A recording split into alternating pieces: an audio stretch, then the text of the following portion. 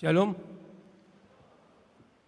Jemaat yang dikasihi Tuhan kita Yesus Kristus, puji dan syukur kita panjatkan kepada Tuhan Allah Bapa kita. Kita bisa berkumpul kembali sore ini dalam keadaan sukacita untuk memulai ibadah kita.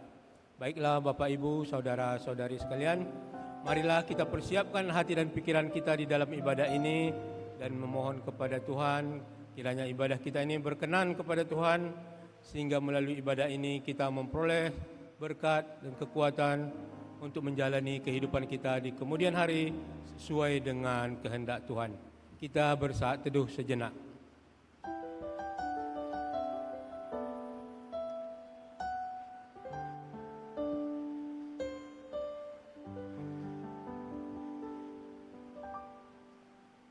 Amin. Kita mulai ibadah kita bernyanyi.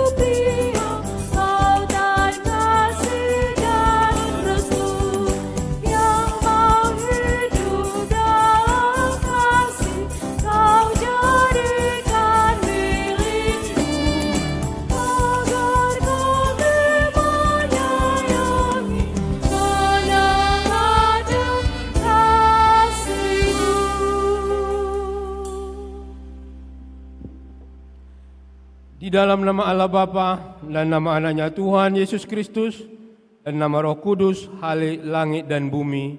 Amin. Kepadamu ya Tuhan ku angkat jiwaku, Allahku, kepadamu aku percaya. Janganlah kiranya aku mendapat malu, janganlah musuh-musuhku beria-ria atas aku. Ya, semua orang yang menantikan Engkau takkan mendapat malu. Yang mendapat malu ialah mereka yang berbuat khianat dengan tidak ada alasannya. Beritahukanlah jalan-jalan-Mu kepadaku, ya Tuhan, tunjukkanlah itu kepadaku. Bawalah aku berjalan dalam kebenaran-Mu dan ajarlah aku, sebab Engkaulah yang menyelamatkan aku. Engkau ku nanti-nantikan sepanjang waktu. Haleluya.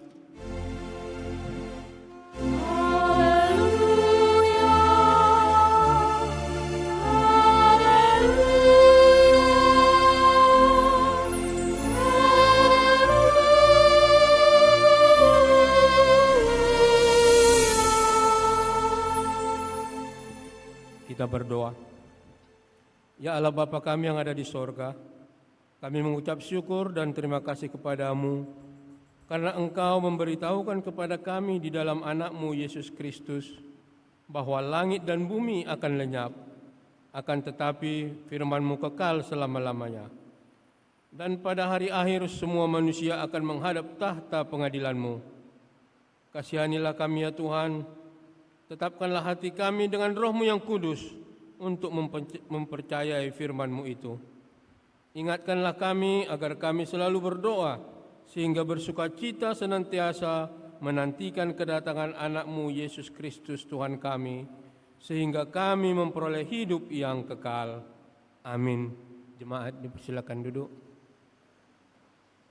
Kita bernyanyi.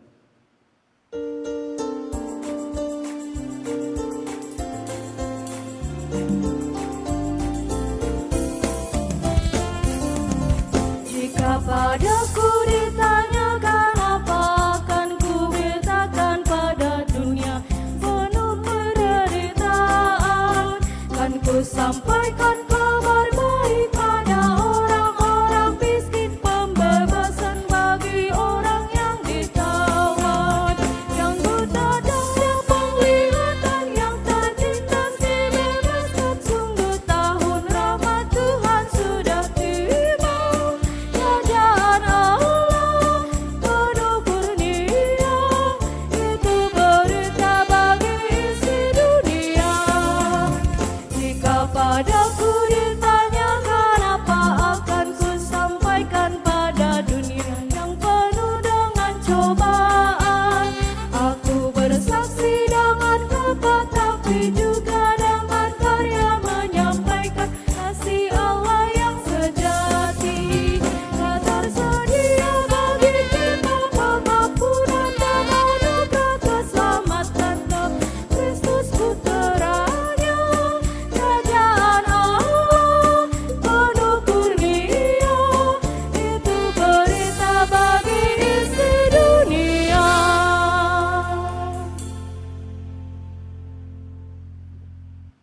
Firman Tuhan sebagai pendahuluan khotbah pada kita sore hari ini tertulis dalam kitab Mazmur pasal yang ke-72 ayat 1 sampai ayat yang ke-19.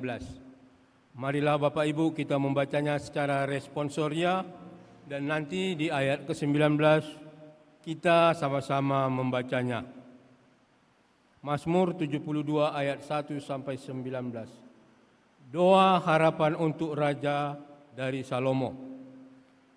Ya Allah, berikanlah hukum-Mu kepada Raja dan keadilan-Mu kepada putra Raja. Kiranya ia mengadili umat-Mu dengan keadilan dan orang-orang-Mu yang tertindas dengan hukum.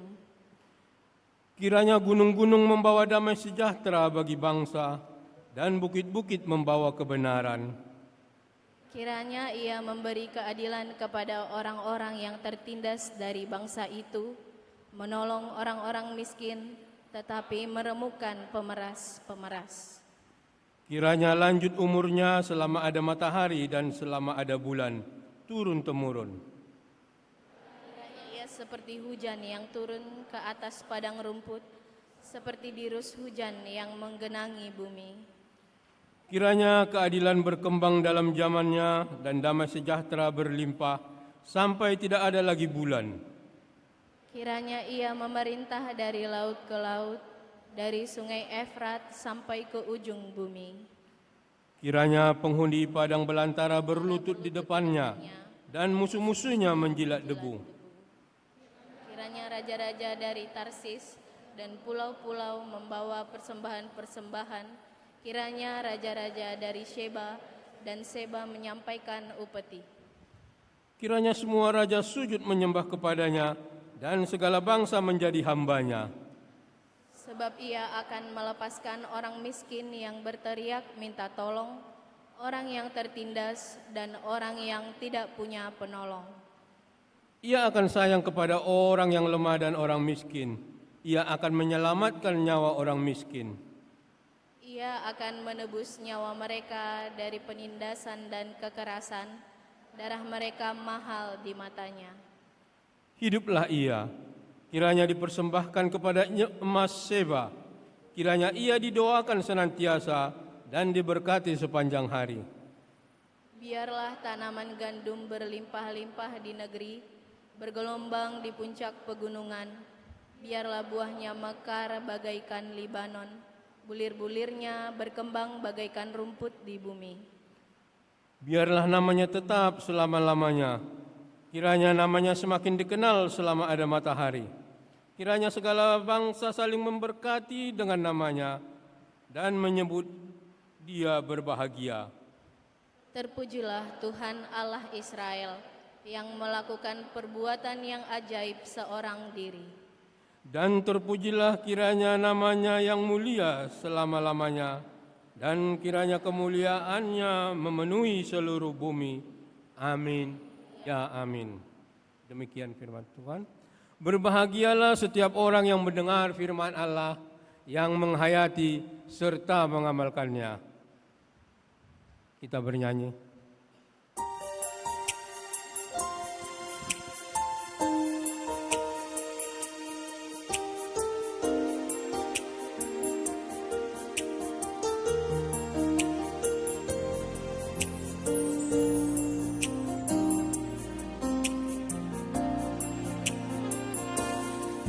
Aku hendak bersyukur pada Tuhan karena keadilan-Nya dan bermazmur bagi nama Tuhan yang maha tinggi. Ya Tuhan, Tuhan kami, betapa mulianya nama-Mu, Tuhan kami, dimuliakan atas seluruh bumi.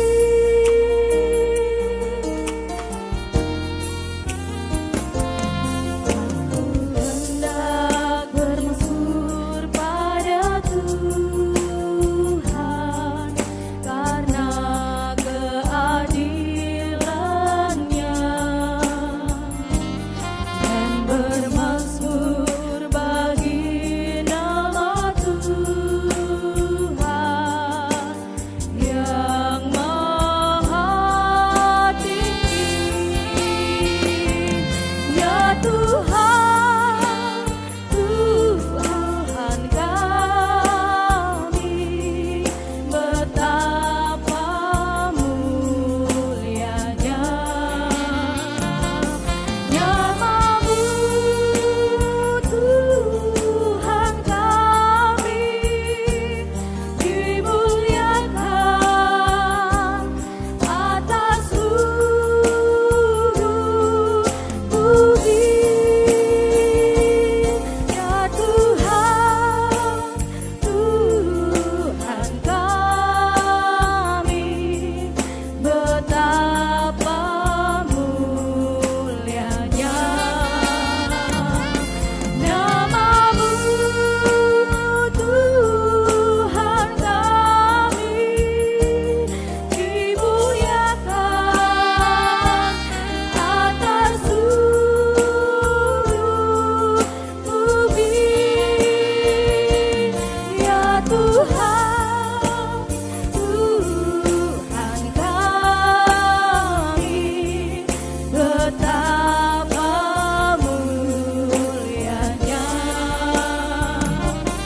nama-Mu, Tuhan kami, dimuliakan atas seluruh bumi. Dimuliakan atas seluruh bumi.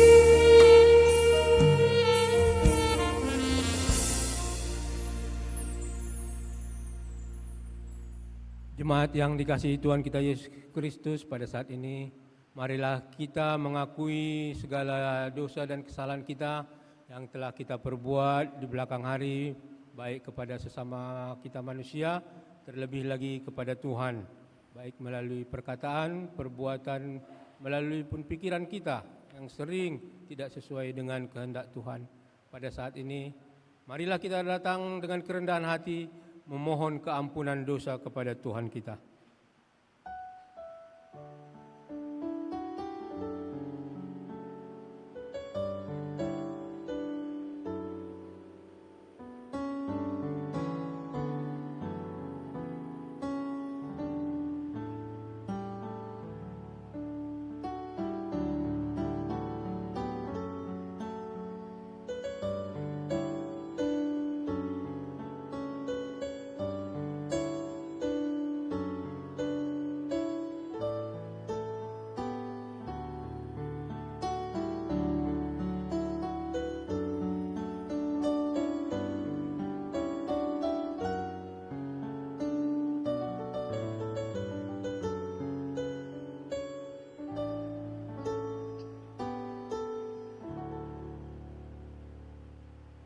Kita berdoa.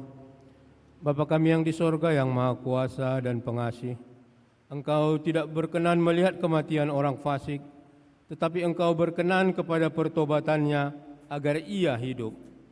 Oleh karena itu kami datang kepadamu meminta keampunan dosa kami, dan berilah kami kekuatan untuk melawan segala kejahatan, serta bimbinglah kami di jalan-Mu yang benar, sehingga kami hidup di dalam kasih Yesus Kristus, Tuhan kami. Amin. Janji Tuhan tentang pengampunan dosa. Karena semua orang telah berbuat dosa dan telah kehilangan kemuliaan Allah, dan oleh kasih karunia telah dibenarkan dengan cuma-cuma karena penebusan dalam Yesus Kristus. Kristus Yesus telah ditentukan Allah menjadi jalan pendamaian karena iman dalam darah-Nya. Segala kemuliaan bagi Allah di tempat yang maha tinggi. Amin. Coba disilahkan duduk. Kita bernyanyi.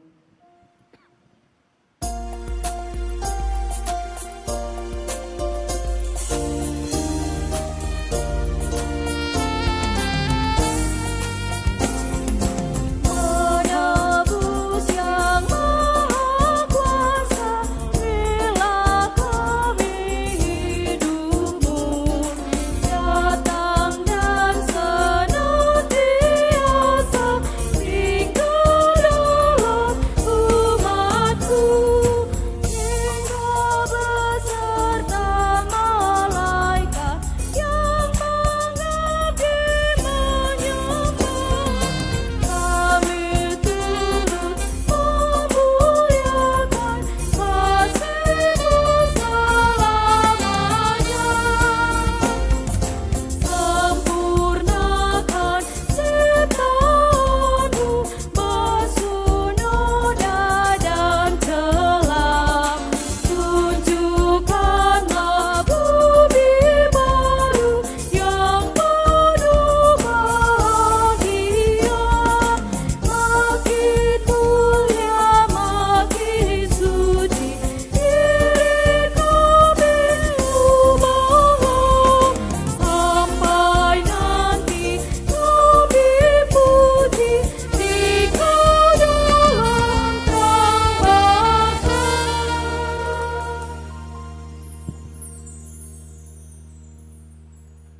Firman Tuhan sebagai petunjuk hidup baru bagi kita di minggu sore hari ini tertulis dalam Yesaya pasal yang ke-55 ayat ke-6 sampai ke-7. Demikian firman Tuhan. Carilah Tuhan selama ia berkenan ditemui, berserulah kepadanya selama ia dekat. Baiklah orang fasik meninggalkan jalannya dan orang jahat meninggalkan rancangannya. Baiklah ia kembali kepada Tuhan, maka Dia akan mengasihaninya, dan kepada Allah kita, sebab Ia memberi pengampunan dengan limpahnya. Marilah kita sama-sama memohon kekuatan kepada Tuhan Allah kita. Ya Allah Bapa kami, berilah kami kekuatan untuk melakukan yang sesuai dengan firman-Mu. Amin. Kita bernyanyi.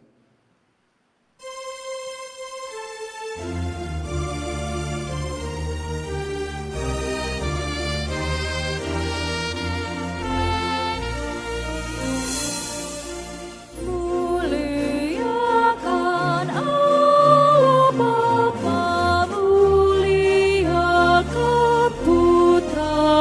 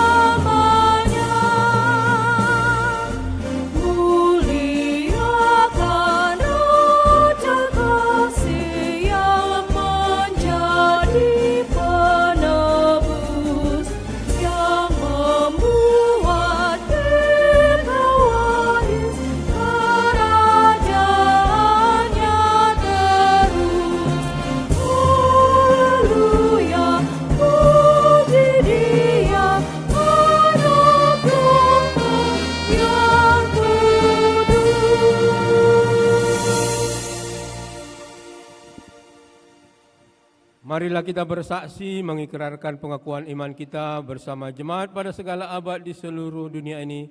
Kita sama-sama mengucapkannya. Aku percaya kepada Allah Bapa yang Maha Kuasa, Khalik langit dan bumi. Aku percaya kepada Yesus Kristus, anaknya yang tunggal Tuhan kita, yang dikandung daripada Roh Kudus, lahir dari anak darah Maria, yang menderita di bawah pemerintahan Pontius Pilatus, disalibkan, mati dan dikuburkan, turun ke dalam kerajaan maut. Pada hari yang ketiga, bangkit pula dari antara orang mati, naik ke surga, duduk di sebelah kanan Allah Bapa yang Maha Kuasa, dan akan datang dari sana untuk menghakimi orang yang hidup dan yang mati. Aku percaya kepada Roh Kudus, gereja yang kudus dan am, persekutuan orang kudus, pengampunan dosa, kebangkitan daging, dan hidup yang kekal. Amin. Marilah kita mendengarkan lagu pujian dari Fakultas Visipol.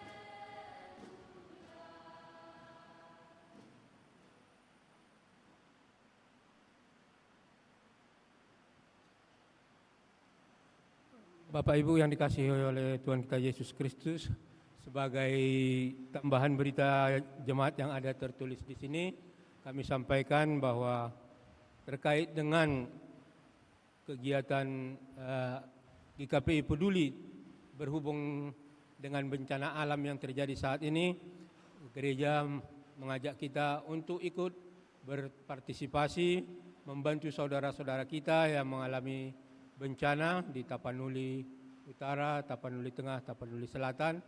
Dan untuk itu Bapak Ibu, gereja telah menyediakan tadi amplop untuk donasi kita yang bisa nanti kita sampaikan atau kita masukkan dalam keranjang yang ada di pintu gereja kita ini. Tadi telah dibagikan amplop pada saat kita menerima tertib acara, dan kami harapkan Bapak Ibu turut berpartisipasi dengan memasukkan amplop nanti yang telah berisi bantuan di keranjang-keranjang yang ada di pintu-pintu gereja. Terima kasih, kita lanjutkan ibadah kita bernyanyi.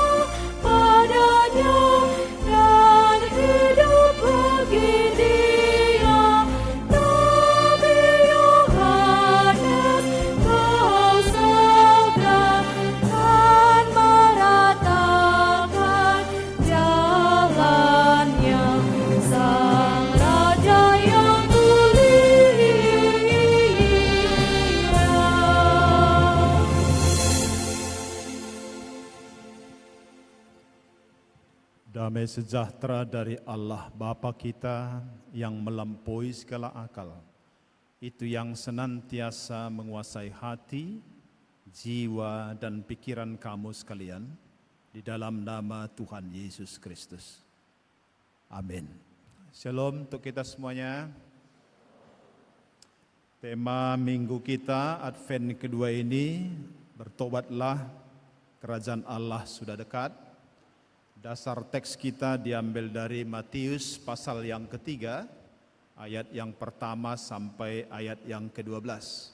Saya mengundang kita semua untuk membaca firman ini secara responsoria. Mari kita buka Alkitab kita, judulnya Yohanes Pembaptis. Kita membacanya responsoria ayat 1 sampai ayat 12, kita mulai. Pada waktu itu tampillah Yohanes Pembaptis di padang gurun Judea dan memberitakan, Bertobatlah, sebab kerajaan surga sudah dekat. sesungguhnya dialah yang dimaksudkan Nabi Yesaya ketika ia berkata, ada suara orang yang berseru-seru di padang gurun, persiapkanlah jalan untuk Tuhan, luruskanlah jalan baginya. Yohanes memakai jubah bulu unta dan ikat pinggang kulit, dan makanannya belalang dan madu hutan. Maka datanglah kepadanya penduduk dari Yerusalem, dari seluruh Judea, dan dari seluruh daerah sekitar Jordan. Lalu sambil mengaku dosanya, mereka dibaptis oleh Yohanes di sungai Yordan. Tetapi waktu ia melihat banyak orang Farisi dan orang Saduki datang untuk dibaptis, berkatalah ia kepada mereka, "Hai kamu keturunan ular beludak, siapakah yang mengatakan kepada kamu bahwa kamu dapat melarikan diri dari murka yang akan datang? Jadi hasilkanlah buah yang sesuai dengan pertobatan. Dan janganlah mengira bahwa kamu dapat berkata dalam hatimu, Abraham adalah bapa kami. Karena aku berkata kepadamu, Allah dapat menjadikan anak-anak bagi Abraham dari batu-batu ini." Kapak sudah tersedia pada akar pohon, dan setiap pohon yang tidak menghasilkan buah yang baik pasti ditebang dan dibuang ke dalam api. Aku membaptis kamu dengan air sebagai tanda pertobatan. Tetapi ia yang datang kemudian daripadaku lebih berkuasa daripadaku, dan aku tidak layak melepaskan kasutnya. Ia akan membaptis kamu dengan Roh Kudus dan dengan api. Alat penampi sudah di tangannya, ia akan membersihkan tempat pengirikannya dan mengumpulkan gandumnya ke dalam lumbung. Tetapi debu jerami itu akan dibakarnya dalam api yang tidak terpadamkan.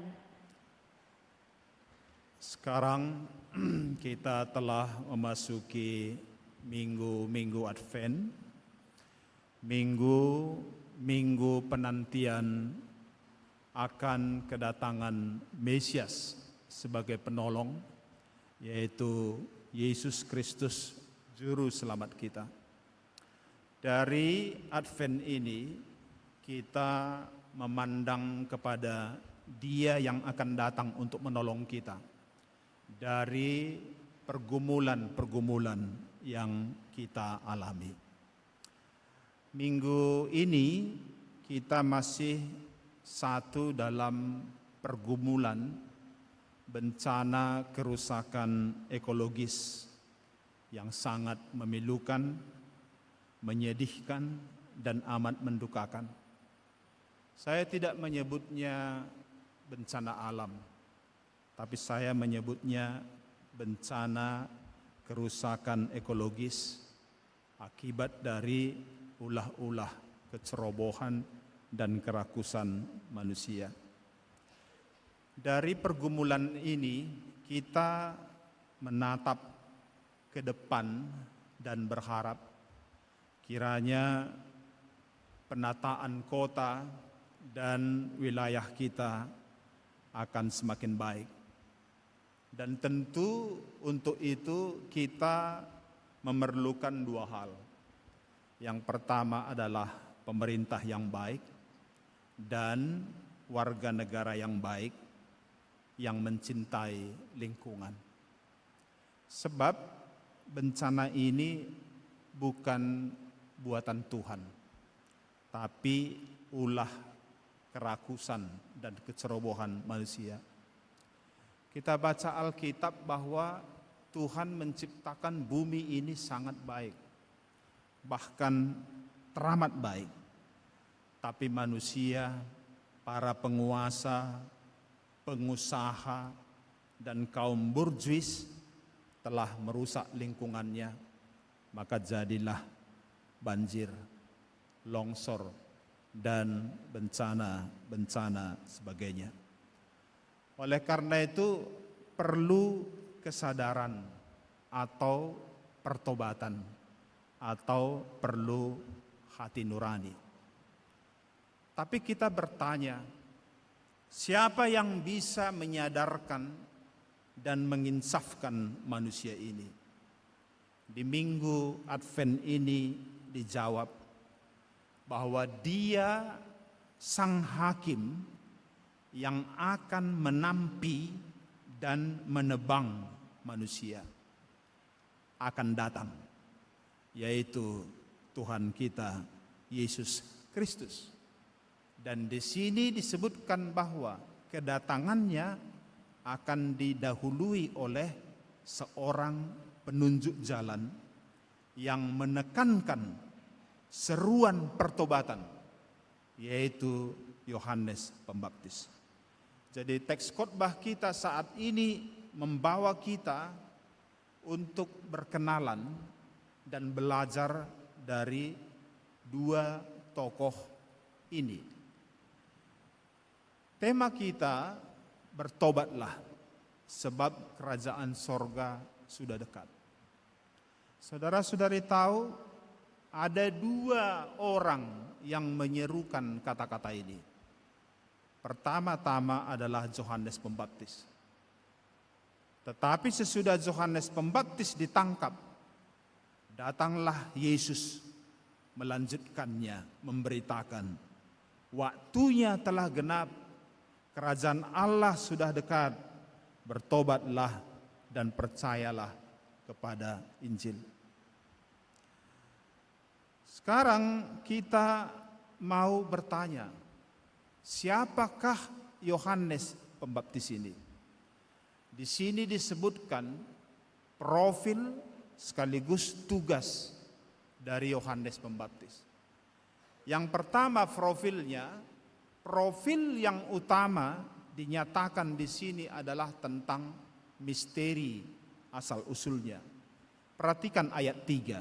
Di situ disebutkan sesungguhnya dialah yang dimaksudkan Nabi Yesaya ketika ia berkata, ada suara orang yang berseru-seru di padang gurun, persiapkanlah jalan untuk Tuhan, luruskanlah jalan baginya.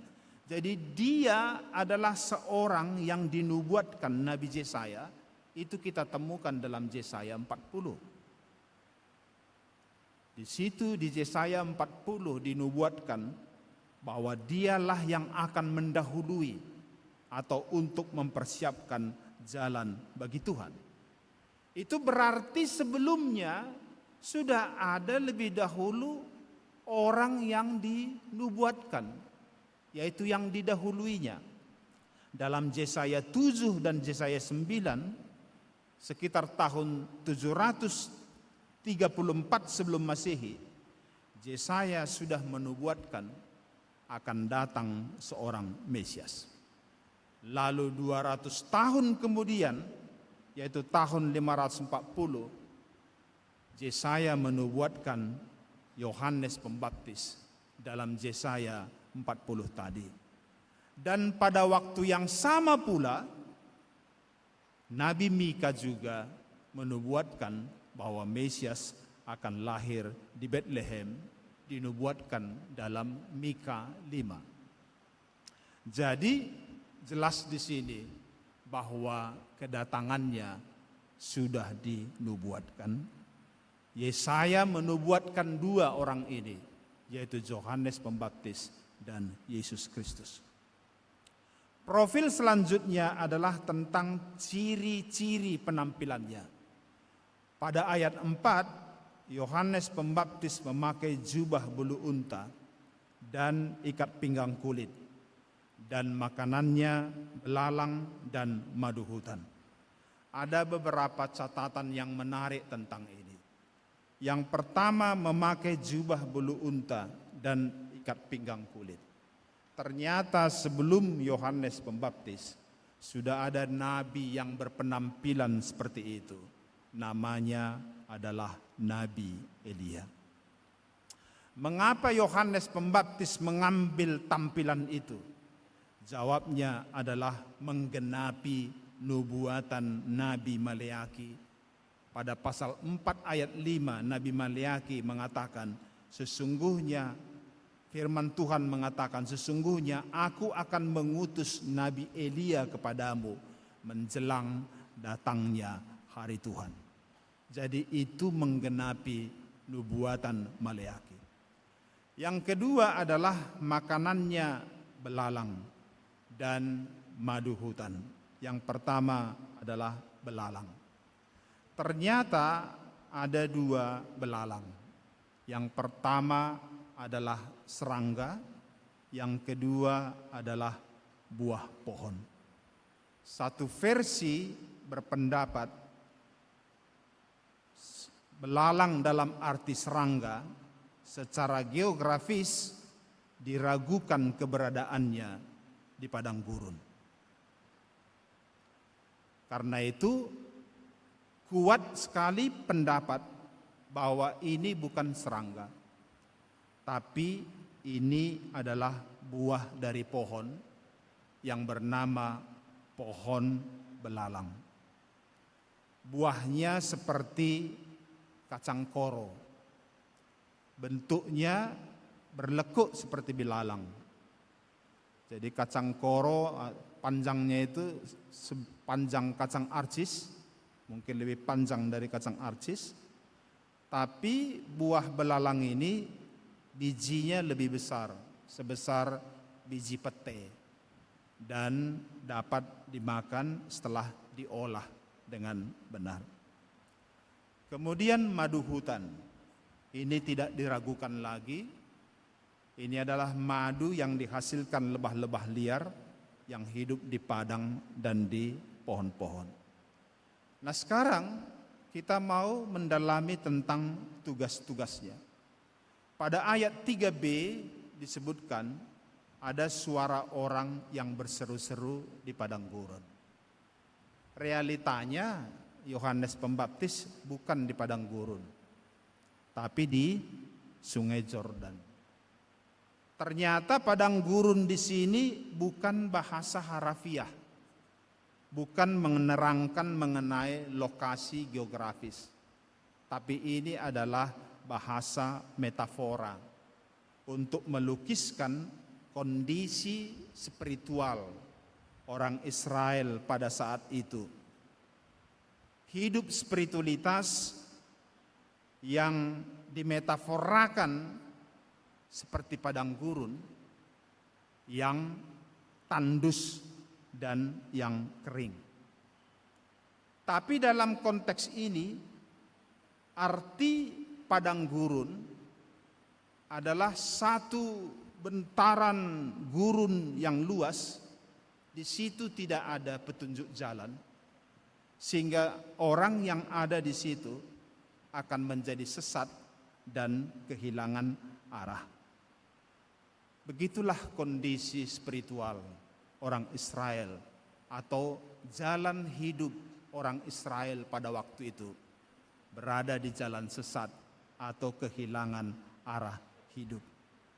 Di tengah-tengah kondisi seperti itulah Yohanes Pembaptis hadir berseru-seru menunjukkan arah jalan yang benar. Katanya, persiapkanlah jalan untuk Tuhan, luruskanlah jalan bagi Tuhan. Jadi tengah-tengah kondisi hidup manusia yang seperti di padang gurun, Yohanes Pembaptis menunjukkan arah jalan yang benar.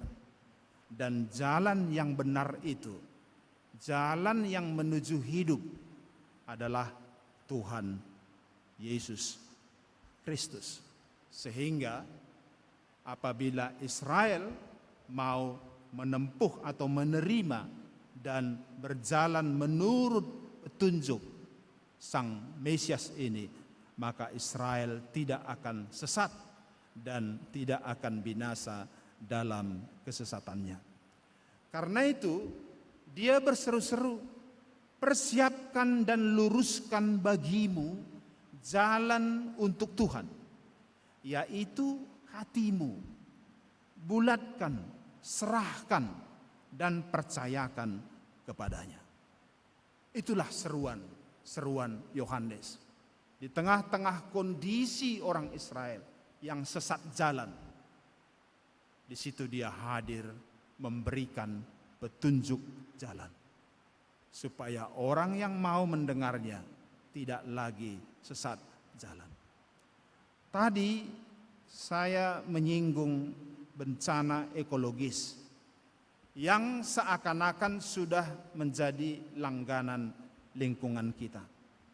Dan kita semua sepakat bahwa itu adalah karena ulah kerakusan manusia. Manusia demi kepentingan sesaat tidak peduli dengan kiamat. Juga di era digital saat ini,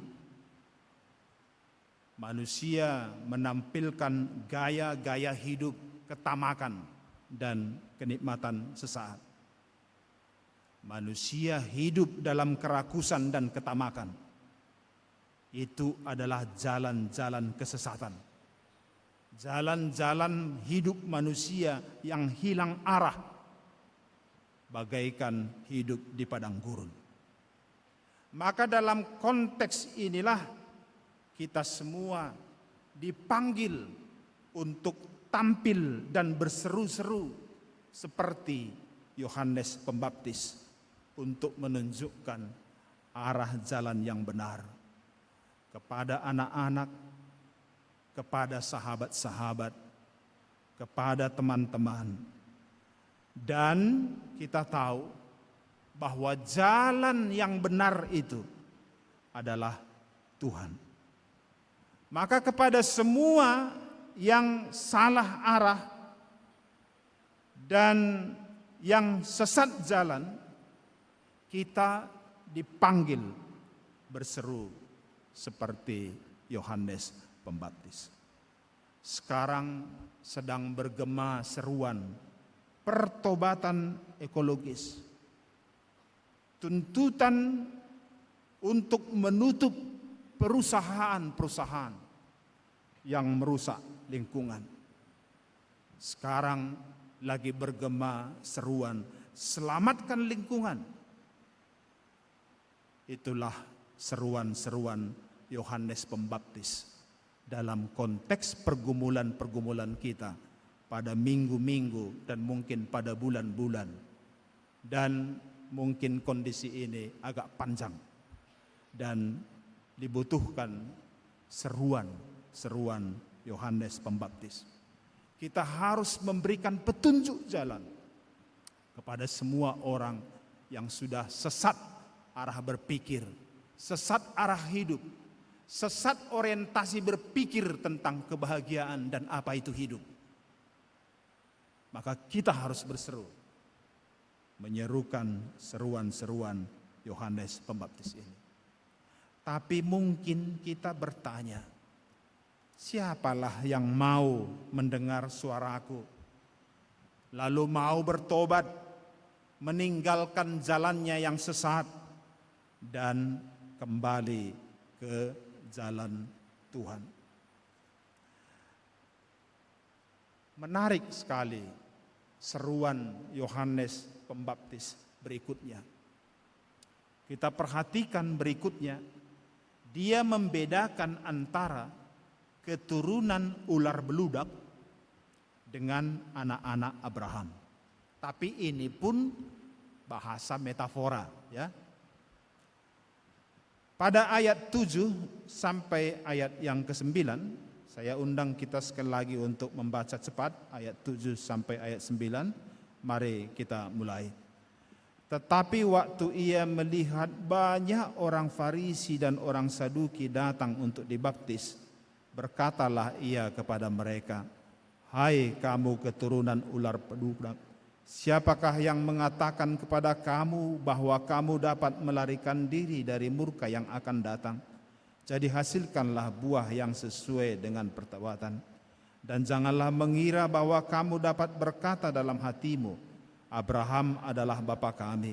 Karena aku berkata kepadamu, Allah dapat menjadikan anak-anak bagi Abraham dari batu-batu ini."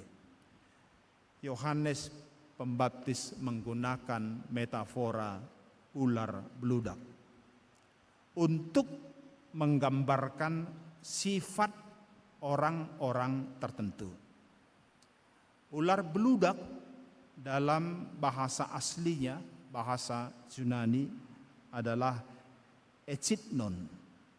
Ini merujuk kepada sejenis ular yang berbisa, yang sangat berbisa dan sangat berbahaya. Dalam Bibel Simalungun disebutkan uluk dari. Jadi dalam konteks ini ular beludak adalah metafora untuk melambangkan sifat orang yang jahat dan berbahaya. Dalam arti sifatnya yang mencelakakan orang. Saya tidak tahu apakah kita pernah berhadapan dengan tipe orang yang panguloki seperti ini, ya, yang seperti ular seperti ini, sifat ular seperti ini. Itu yang pertama. Sedangkan anak-anak Abraham juga adalah bahasa metafora yang merujuk kepada orang yang percaya dan taat kepada Tuhan seperti Abraham. Jadi anak-anak Abraham di sini bukan dalam arti lahiriah atau arti keturunan biologis, tetapi dalam arti kepercayaan seperti Abraham. Lalu Yohanes Pembaptis katakan, Allah dapat menjadikan anak-anak bagi Abraham dari batu-batu ini. Batu juga di sini adalah metafora yang menggambarkan orang yang tidak hidup, yang mati, atau yang tidak memiliki relasi dengan Tuhan. Upah dosa adalah mati. Jadi orang-orang yang mati, yang tidak punya relasi dengan Tuhan, atau yang dalam bahasa Bibel disebut sipelebegu, atau bangsa-bangsa yang bukan Yahudi. Kitalah itu. Di sini Yohanes Pembaptis menekankan bahwa keselamatan tidak terbatas hanya pada Yahudi saja, tetapi Allah dapat menjadikan batu-batu, yaitu bangsa-bangsa yang bukan Yahudi, menjadi anak-anak Abraham. Dan saat untuk itu telah dekat dan telah terjadi. Yohanes 5 ayat 25, Tuhan Yesus berkata, sesungguhnya saatnya akan tiba dan sudah tiba bahwa orang-orang mati akan mendengar suara Anak Allah, dan mereka yang mendengarnya akan hidup. Jadi orang mati maksudnya di sini bukan yang di kuburan Simalingkar sana atau di kuburan di sini, bukan. Orang mati itu tidak bisa mendengar.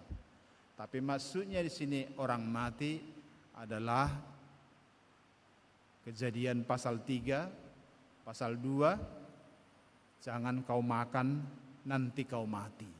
Upah dosa adalah mati, artinya terpisah dari Tuhan.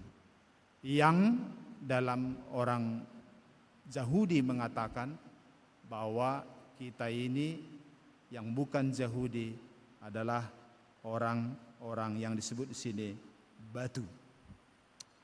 Maka Yohanes Pembaptis berseru, bertobatlah sebab kerajaan sorga sudah dekat. Kerajaan sorga juga di sini adalah metafora.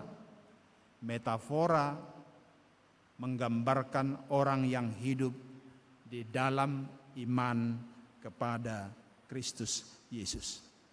Jadi taat dan percaya kepada Yesus Kristus, itulah kerajaan sorga. Maka dalam Galatia 3 ayat 26 dan 29 dikatakan, sebab kamu semua adalah anak-anak Allah karena iman di dalam Yesus Kristus. Dan jikalau kamu adalah milik Kristus, maka kamu juga adalah anak-anak Abraham. Nah sekarang seruan Yohanes Pembaptis ini disampaikan.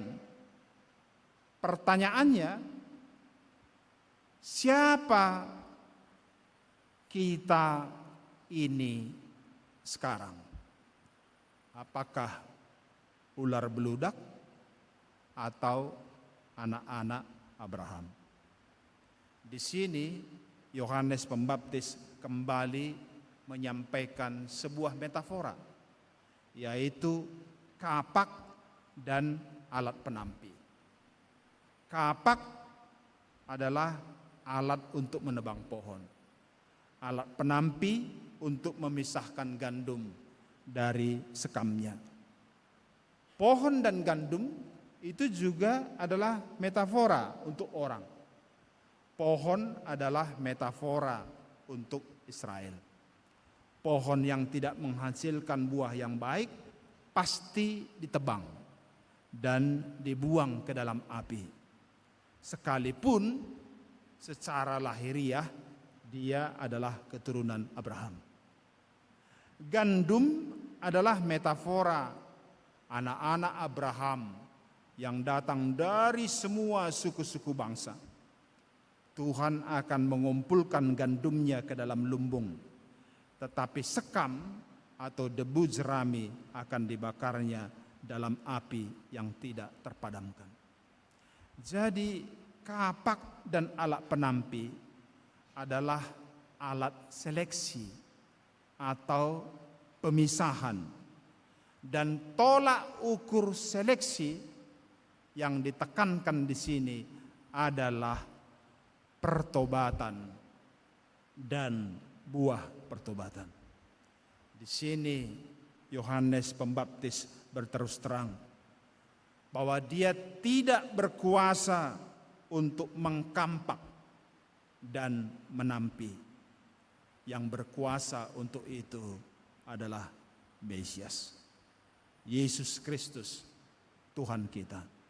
Maka Yohanes Pembaptis katakan, ia yang datang kemudian daripada aku lebih berkuasa daripada aku.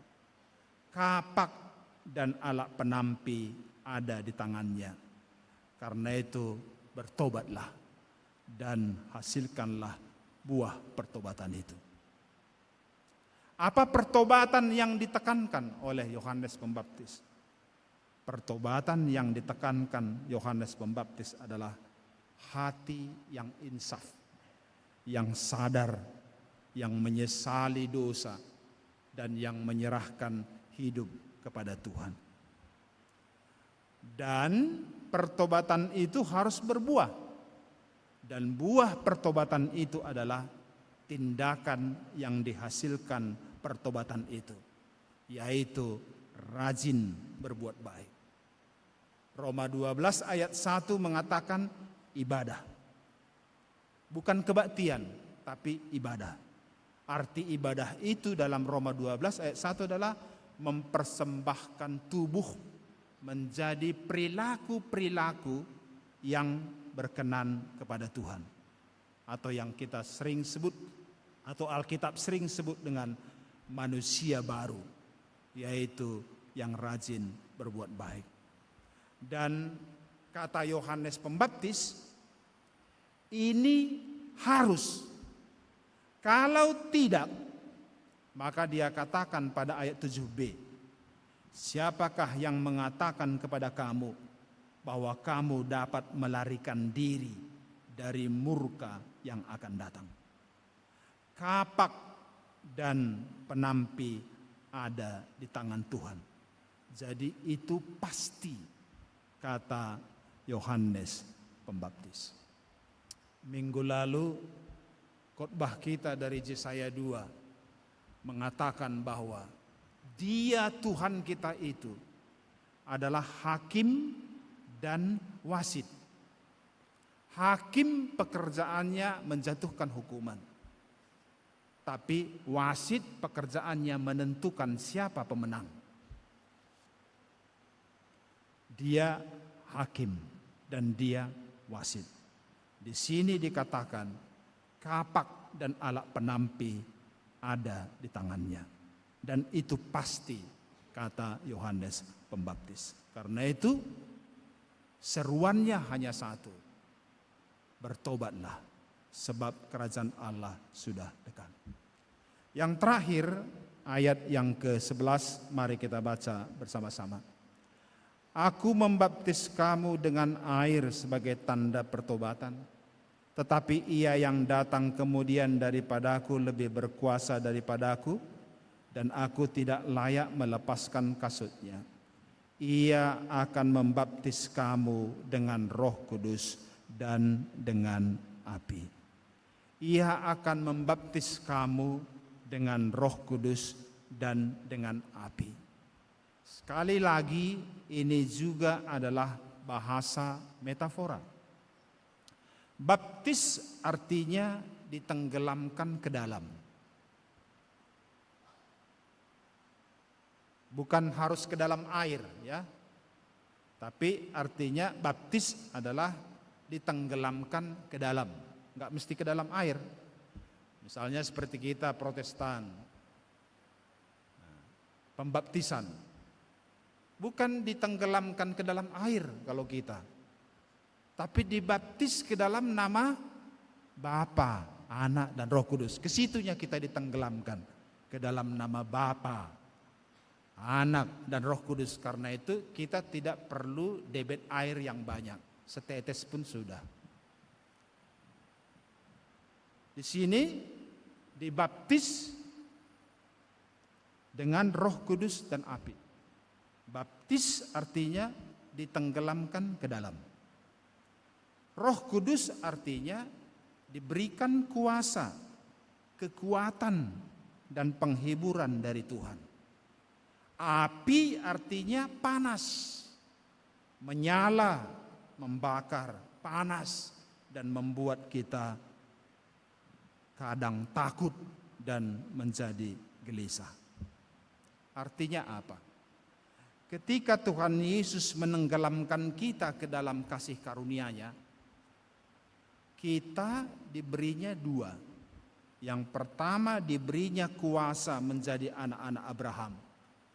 Tapi pada saat yang sama pula, kita ditenggelamkan ke dalam penderitaannya, yang bisa membuat kita panas, gelisah, meratap, menangis, dan berduka cita.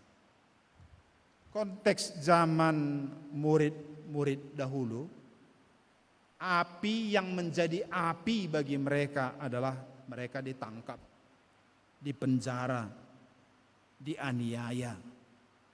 Tapi dalam kondisi itu Tuhan memberi mereka Roh Kudus atau kekuatan, penghiburan, dan sukacita. Jadi Roh Kudus dan api adalah sepadan. Tuhan Yesus katakan dalam Yohanes 15 ayat 20, ingatlah apa yang telah kukatakan kepadamu. Seorang hamba tidaklah lebih tinggi daripada tuannya. Jikalau mereka telah menganiaya aku, mereka juga akan menganiaya kamu, api. Tapi jikalau mereka telah menuruti firman-Ku, mereka juga akan menuruti perkataanmu, Roh Kudus. Lalu Yohanes 16 ayat 20, aku berkata kepadamu, sesungguhnya kamu akan menangis dan meneratap, tapi dunia akan bergembira, api. Kamu akan berduka cita, tapi duka citamu akan berubah menjadi sukacita. Roh Kudus. Jadi bagi kita anak-anak Abraham, dunia ini adalah panggung penderitaan dan pergumulan, api. Sebaliknya bagi keturunan ular beludak, dunia ini seperti yang disebutkan lagu itu, dunia ini adalah panggung sandiwara. Tetapi kepada kita anak-anak Abraham, Dia memberikan kekuatan dan penghiburan supaya dalam pergumulan-pergumulan pun kita tetap bisa merasakan damai dan sukacita Tuhan dalam hati kita. Kita bisa tetap berdoa dan tetap mengucap syukur kepada Tuhan. Dan itulah kuasa Roh Kudus di dalam hidup kita. Kepada semua jemaat Tuhan, korban bencana, kerusakan ekologis dimanapun mereka berada, kiranya Tuhan membaptis mereka dengan Roh Kudus di tengah-tengah api kegelisahan yang sedang mereka alami. Dan kepada kita semua, jemaat Tuhan, kita dipanggil untuk berseru kepada mereka yang masih hidup di padang gurun untuk menunjukkan arah jalan yang benar dan yang membawa kepada hidup, yaitu bertobat, percaya, dan taat kepada Sang Mesias Tuhan kita, Yesus Kristus. Amin. Mari kita berdoa. Bapa di sorga, kami sungguh bersyukur dan berterima kasih atas kasih dan penyertaan Tuhan kepada kami, yang memberikan waktu dan kesempatan yang baik ini kepada kami. Kami bisa mempercakapkan sedikit perkataan-perkataan-Mu yang kami gali dari kitab suci-Mu. Apa yang boleh kami percakapkan, dengarkan dari perkataan-perkataan-Mu dari kitab suci ini. Tuhan kiranya yang memberkatinya kepada kami, menjadikannya menjadi firman yang menuntun dan memimpin kami ke jalan yang benar dan hidup. Terima kasih ya Tuhan atas kesempatan-kesempatan yang baik ini. Juga Tuhan kiranya memberikan kepada kami suatu kekuatan supaya kami di tengah-tengah kondisi spiritual hidup manusia seperti di padang gurun bisa menyerukan petunjuk jalan supaya teman-teman kami, keluarga, saudara-saudara kami, atau semua orang sebanyak mungkin yang bisa mendengar, menemukan arah dan jalan yang benar, yaitu Kristus Tuhan di dalam hidup kami. Dan kiranya firman Kristus yang menuntun hidup semua orang, supaya kami tidak berjalan dalam kegelapan dan kesesatan, tetapi berjalan di dalam terang tuntunan Tuhan. Kami mendoakan pada kesempatan ini kepada saudara-saudara kami dimanapun korban-korban kerusakan ekologis yang saat ini berduka cita, menangis, meronta, meringis oleh karena pergumulan-pergumulan yang amat mendukakan ini. Tuhan kiranya yang menolong mereka. Dan pada saat yang sama Tuhan curahkan baptis mereka dengan Roh Kudus-Mu, supaya di tengah-tengah duka cita ini mereka juga bisa merasakan damai dan sukacita. Damai dan sukacita yang Tuhan berikan kepada mereka tidak boleh dirampas oleh bencana apapun, dan juga tidak boleh dirampas oleh penderitaan-penderitaan apapun. Terima kasih ya Tuhan. Juga kami berdoa untuk semua orang tua kami dimanapun mereka berada, ayah dan ibu kami. Tuhan kiranya yang menyertai dan menolong mereka dimanapun mereka. Juga kami berdoa untuk anak-anak kami, baik yang dekat maupun yang jauh dimanapun mereka berada. Tuhan yang menjadi gembala dan menjadi gunung batu dalam hidup mereka. Semua anak-anak-Mu yang menyerahkan hati hidupnya pada saat ini berdoa kepadamu di sini. Tuhan kiranya menolong semua anak-anak-Mu ini, jemaat-Mu ini dalam segala perkara atau perjuangan, aktivitas dan profesi yang mereka sedang jalani saat ini. Nanti setelah ibadah ini, ketika kami kembali ke tempat kami masing-masing, Tuhan kiranya yang menghantar kami dengan selamat dan tanpa kurang suatu apapun. Terima kasih Tuhan, kami serahkan doa dan hidup kami ini kepadamu, hanya mengalaskan nama anak-Mu yang kekasih, Tuhan kami, Yesus Kristus, Raja dan Juru Selamat kami. Amin. Mari kita bernyanyi dari mata acara yang ke-13.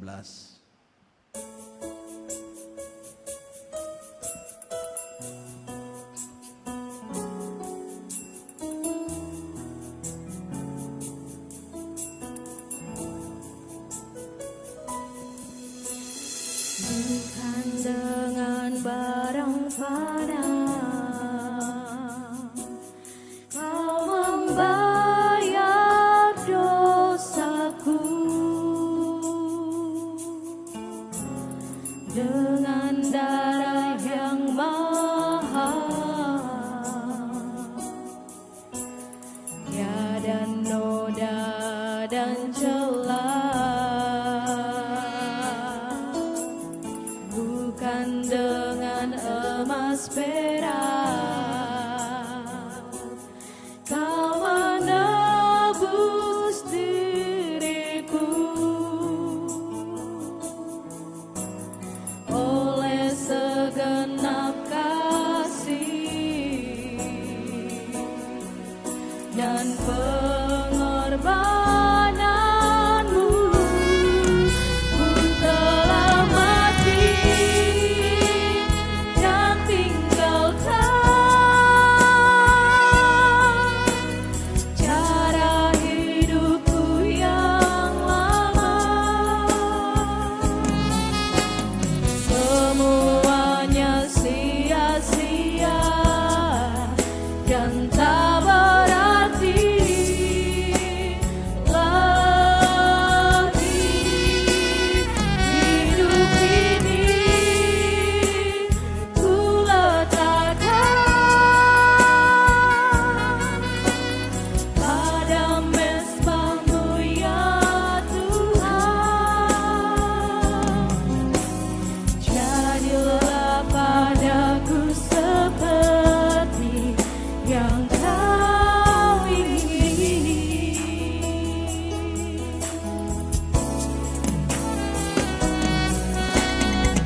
Bukan dengan emas perak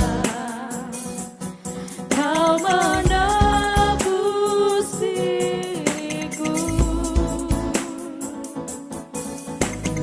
oleh segenap kasih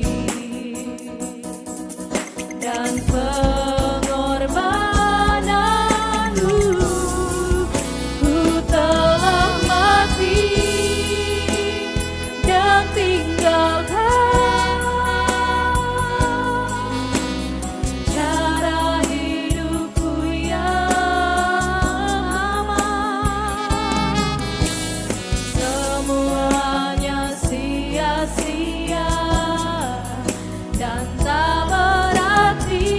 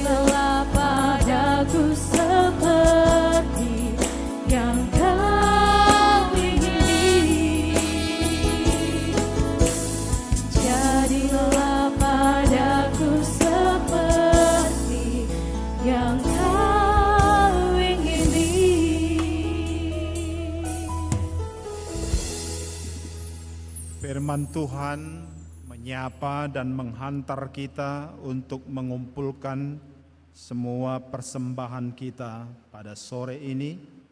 Ibrani 13 ayat 16, demikian firman Tuhan.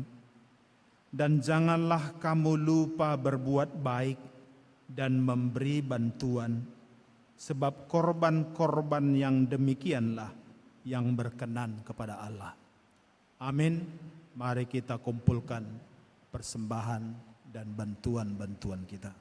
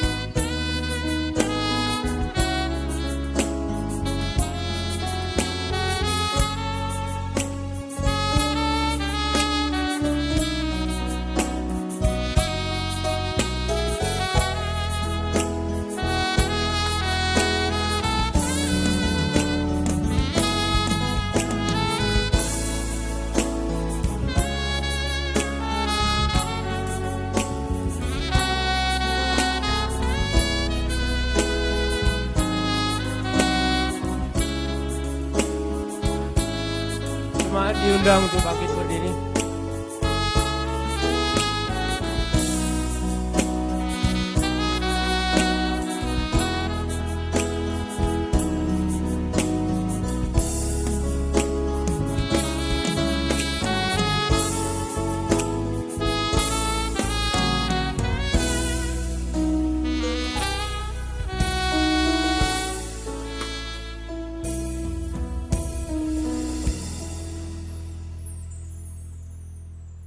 Kita mendoakan persembahan kita, mari kita berdoa. Ya Allah, Bapa kami yang ada di sorga, kami mengaku dengan setulus hati, Engkaulah sumber segala berkat dan karunia. Di sini kami memberikan persembahan syukur kami kepadamu.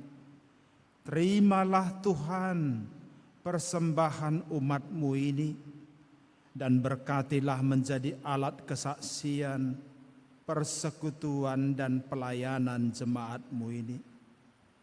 Jadikanlah juga hidup kami ini persembahan yang berkenan kepadamu, dan pakailah hidup kami untuk turut menghadirkan tanda-tanda kerajaan-Mu di seluruh dunia ini, dengan kasih, keadilan, damai sejahtera dan sukacita. Bukalah hati kami oleh Roh Kudus-Mu, agar kami senantiasa mengucapkan syukur kepadamu di dalam nama Yesus Kristus Tuhan kami. Amin. Aku suka membagi pada orang tak punya, agar Tuhan dipuji tiap orang di dunia. Ucapkan Tuhanku, ku beri persembahan, tangan kiri tak tahu apa laku yang kanan. Bapa kami yang di sorga, dikuduskanlah namamu. Datanglah kerajaan-Mu, jadilah kehendak-Mu di bumi seperti di sorga. Berikanlah kami pada hari ini makanan kami yang secukupnya, dan ampunilah kami akan kesalahan kami, seperti kami juga mengampuni orang yang bersalah kepada kami. Dan janganlah membawa kami ke dalam pencobaan, tetapi lepaskanlah kami dari yang jahat. Karena Kau yang punya kerajaan dan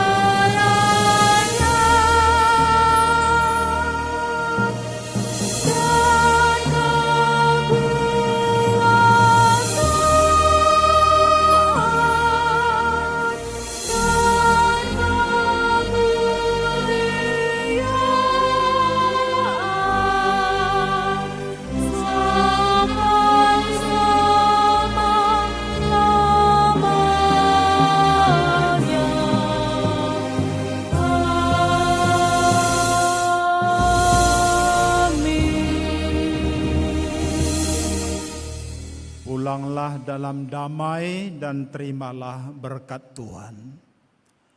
Tuhan memberkati engkau dan melindungi engkau. Tuhan menyinari engkau dengan wajah-Nya dan memberi engkau kasih karunia. Tuhan menghadapkan wajah-Nya kepadamu dan memberi engkau damai sejahtera. Amin.